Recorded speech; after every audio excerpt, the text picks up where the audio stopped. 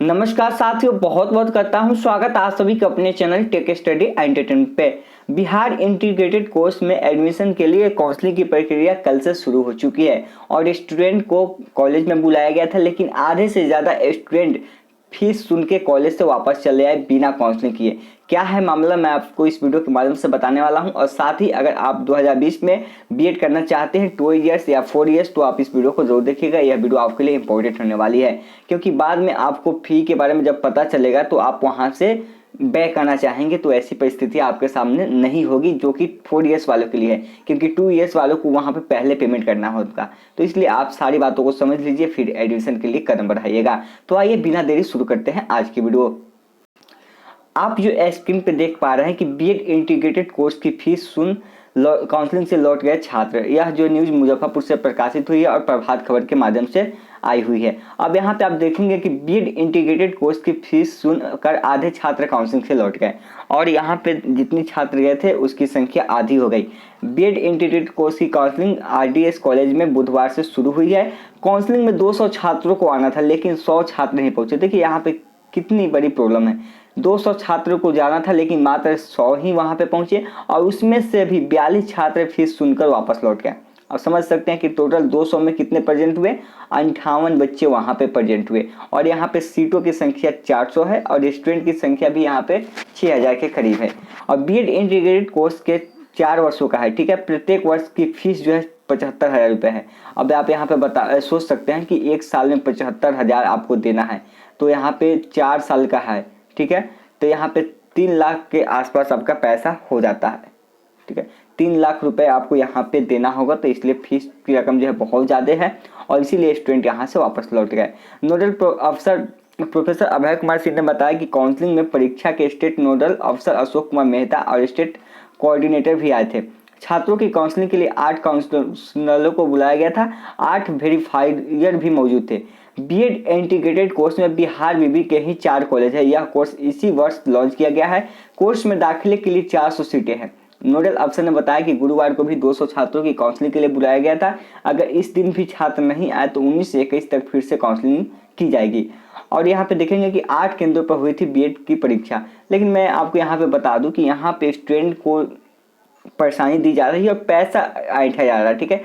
4 वर्षों का जो बीएड कोर्स है इसके लिए फी जो है 3 लाख रुपए बहुत बड़ी रकम होती है फ्रेंड्स।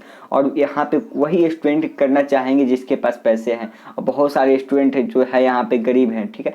3 लाख रुपए रकम बहुत बड़ी होती है, ठीक है। और यहाँ पे मैं आपको बता दूँ, बीएड के लिए मैं बात कर लूँ तो OS बीएड के लिए जो फी होगी वह 1.5 लाख रुपए होगी प्राइवेट के लिए।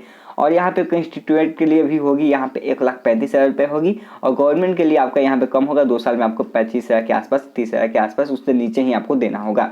लेकिन सबसे बड़ी बात है यहाँ पे कि कंस्टिट्यूएंट कॉलेज के लिए फी 1,35,000 है, जो कि फी यहाँ पे 95,000 से लेकर 1,20,000 रुपये होना चाहिए। लेकिन कॉलेज अपनी मनमानी कर रही है, ठीक है, सिर्फ पैसा कमाने के लिए। और वहाँ पे प्राइवेट कॉलेज तो आपको 1.5 लाख रुपये से कम तो लेगा ही नहीं, ठीक है। इतनी बातें आप ध्यान में रख लीजिएगा, उसके बाद आप एडमिशन कराइएगा, क्योंकि आपको जो भी रकम देनी होती है आधे आधे देनी होती है। एक साल में आपको आधा देना होगा और दूसरे साल में भी आपको आधा देना होगा। यह फी आपको ध्यान रखना होगा प्राइवेट कॉलेज के लिए 1.5 लाख रुपए तक।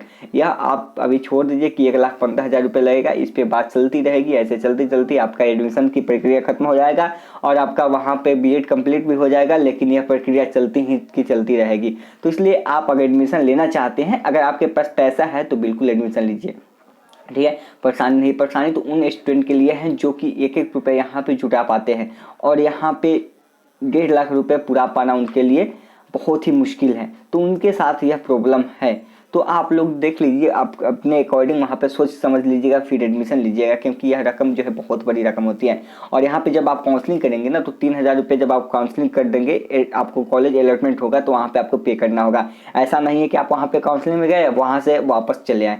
अगर आप एक बार पेमेंट कर देते हैं तो आपका पैसा 3,000 रुपये वापस बिल्कुल नहीं आएगा। इसलिए मैंने आपको बता दिया था पहले ही कि आपको सोच समझ के काउंसलिंग करना है, 2 दिन बाद ही करना है। जरूरी नहीं है कि जिस दिन आपको कॉलेज अलॉटमेंट हो उसी दिन करना है, क्योंकि 2 दिन में माइंड आपका चेंज होते रहता है। तो इसलिए आप थोड़ा सा समझ लेंगे, वहाँ पे बुझ लेंगे, क्योंकि वहाँ पे आप अगर अलॉटमेंट कर लिए, ठीक है, आप कंफर्म कर लिए, लेकिन आपके घर वाले या आपके बाहर वाले जो भी है और पड़ोसी है वे बोले कि ये कॉलेज तो अच्छा नहीं है, तूने ये क्या किया, तो फिर आप वहाँ पे चेंज करना चाहेंगे तो ऐसा पॉसिबिलिटी वहाँ पे नहीं होती है। इसलिए मैं यहाँ पे बार बार कह रहा हूँ कि आप इन चीज़ों पर ध्यान देंगे, और अगर इतनी फ़ी का आप इंतजाम कर लिए हैं तो आप एडमिशन यहाँ पे ले सकते हैं, इससे कम आपको फ़ी लगने वाला नहीं है, ठीक है।